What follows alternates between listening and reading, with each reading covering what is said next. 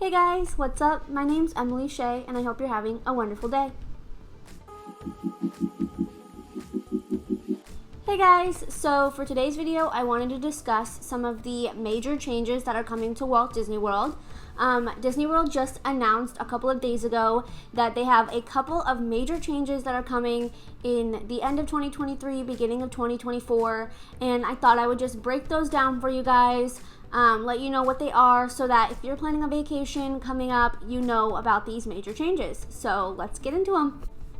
So one of the first major changes is that the hotel perks are being extended. So if you are someone that likes to stay on property at Disney World, you're staying at one of the Disney resorts, there are a couple more perks that you might get if you book coming up.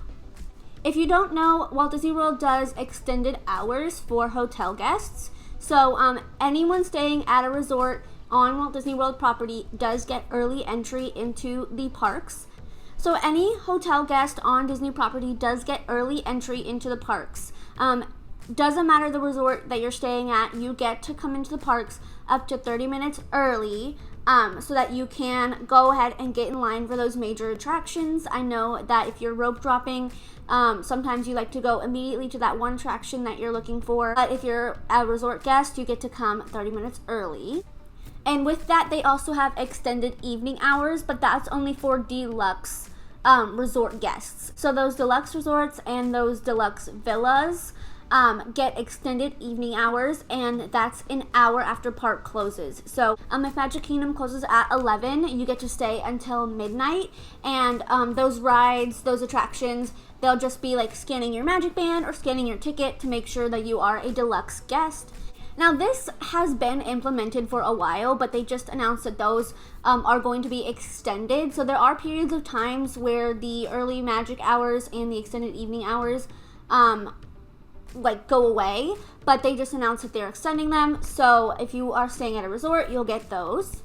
Disney also just announced the booking date for those vacation packages for 2024. So if you are looking to book a vacation package through Disney, they announced the date that those go on sale. And they go on sale in just a couple of weeks on May 31st. So make sure that if you are looking to get one of those, you are on the website that day, because they are expected to sell out pretty quickly. So make sure you're on that day. And if you do book that day, you will get the normal price. Sometimes the prices increase, and so if you're looking to not get a price increase, you're going to want to book that day. Now, one major change that I am super excited for, I think everyone has been waiting for this for a long time, is that those park pass reservations are kind of going away. So since COVID, since 2020, you have been required to make a park reservation for each day of your vacation. So if on Monday you want to go to Magic Kingdom, Tuesday Epcot, Wednesday Hollywood Studios, you do have to make a reservation for each day. Doesn't matter if you already purchased a ticket, you have to make a reservation, which I always thought was kind of silly, but it was a way to kind of limit the amount of guests in each park so that they can maintain social distancing, things like that. But with this change, starting on January 9th, anyone with a date-based ticket does not have to make reservations. So date-based tickets are the normal tickets that you can purchase. So if you're just looking to say my vacation is booked for September, and I'm like, okay, I have my resort reservations from September 16th to September 26th, and I purchased tickets for those specific dates, then I don't have to make a reservation for the parks for those days. I can just go to the parks, if that makes sense. So date-based tickets are those normal tickets that you will purchase. Some exclusions include if you're going on a school trip and they're fluctuating dates. Annual pass holders who just have the ticket all year round, they still have to make reservations. And then cast members, obviously, who get in free to the parks, don't have date-based tickets, so they do have to make reservations. But that was a major change that most people were most excited for, because making a park reservation is kind of a hassle. I know that sometimes I'll want to go to Hollywood Studios and there's no reservations, so I have to wait and then park hop, or just keep trying until I get it, which is kind of a hassle. I want to be able to just go to the parks. Now, annual pass holders don't have date-based tickets, but they do have a change for the reservations as well. So, starting in 2024, annual pass holders and cast members get these good to go days that Disney has started implementing. Essentially, these good to go days are just days that you don't need a park reservation. Disney is going to send out a calendar of these good to go days where you can just enter the whatever park you want, whatever time you want, without making a reservation. So this helps annual pass holders and cast members get into those parks without those date-based tickets. We get good to go days. So once Disney releases that calendar, we'll be able to know which days we do and don't have to make a park reservation. Something to note with annual pass holders though is that they also changed where after 2 p.m. you don't have to make a reservation. So if you're an annual pass holder and you're looking to just go to the park in the afternoon, like after you get off work or whatever, you don't have to make a reservation. This change is already happening. It's just something to note because with these good to go days, you won't have to worry about it all day. But if it's not a good to go day, you can go after 2 p.m. if that makes sense. Now, my other favorite change that is happening is that Lightning Lane and Genie Plus is changing yet again. So, since I am a cast member, I have a lot of knowledge on Lightning Lane and Genie Plus. I used to work in attractions, so I know how it all works.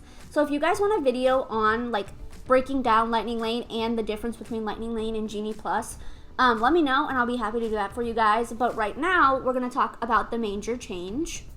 So something that a lot of people didn't like about Lightning Lane is that you had to pick your Lightning Lane choices day of. You couldn't plan ahead. You are spending all day on your phone trying to pick where you want to go next, what Lightning Lane you want to do. But this change that's being implemented is that you can pick your Lightning Lanes before your vacation. So you can sit down with your family, pick which rides are most important to you, and kind of plan out your day so that you're not spending the whole day on your phone. So there's not a specific change for this one. They don't really know how they're going to implement it yet, but they did say that they're going to be bringing this change into 2024. So they have people brainstorming, kind of trying to figure out how this change is going to work for you guys. And then these last two changes kind of go hand in hand with each other a little bit. The first one is that there is a brand new restaurant coming to Epcot. I am so excited for this one. I saw the pictures. It looks so good, so let's talk about it.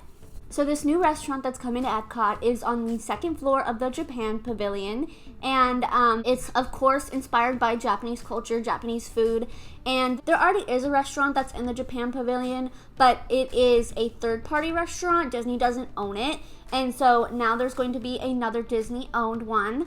I am super excited to try it. The menu looks really good. There is no official opening date for this restaurant yet, but once there is, I'll be sure to let you guys know. But with that being said, the final change that's happening is that the Disney dining plans are coming back. So the Disney dining plan is something that you have to purchase as a package. You can't just purchase it on your own. And everyone in your party has to purchase a package. So if my family went, we would have to purchase 6 dining plans for the length of our stay. And the dining plan is purchased based on the number of nights that you're staying on property. So if you have 5 days that you're staying at a resort hotel, you already have the resort picked out, everything like that, but you only have 3-day tickets to the parks, you have 5 days of that dining plan entitlement. The dining plan does have to be added at least 24 hours in advance to your vacation. You can't just add it day of. The dining plan does vary in price, and I do believe there are going to be different prices for when it comes back, so I'm not sure of the price quite yet. But the prices for ages 3 to 9 are different from 9 and up, and then anyone younger than 3 doesn't need a dining plan. There are different plans that come with the dining plans. So there's a deluxe one, there's a quick service one, and you do have to purchase the same one for each person. So you can't purchase the deluxe dining plan for one person and then the quick service dining plan for another person. You have to purchase the same one for your entire party. Now, I can do a whole video, like I said before, on the entirety of Disney dining plans if you guys want me to break it down for you. It is pretty complex, so I'm not going to get into it in this video, but just know that dining plans are coming back in 2024. They just announced it. So those are a few of the major changes that are coming to Disney coming up and in 2024, super soon. I am very excited for these changes. It seems like it's kind of getting back to normal since COVID finally, almost 4 years since it all started. So I am very excited for these changes, and I think that they are moving in the right direction. So yeah. Which change are you guys most excited for? I think that I am most excited for the new Epcot restaurant. I am super excited to try it.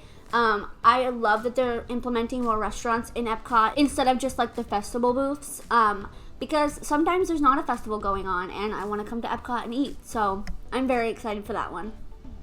Overall, I think that these changes that are coming are moving in the right direction. I think that they are kind of going back to where we were before, but also moving forward, if that makes sense. So we're bringing back these old things that we used to have, but with twists that make it better, if that makes sense. So I'm really excited, and I hope you guys are too. If there's anything else that you guys want me to talk about, let me know in the comment section down below. Also, let me know if you want me to do videos breaking down the dining plan, Genie Plus and Lightning Lane, anything like that. Let me know, and I'll be able to do that for you guys. But yeah, that is it for today's video. I hope you guys enjoyed, and if you have any questions, feel free to leave them down in the comment section down below, or DM me over on Instagram, and I'll be sure to get back to you. So yeah, I hope to see you guys in the parks in 2024, and I'll see you next time. Bye!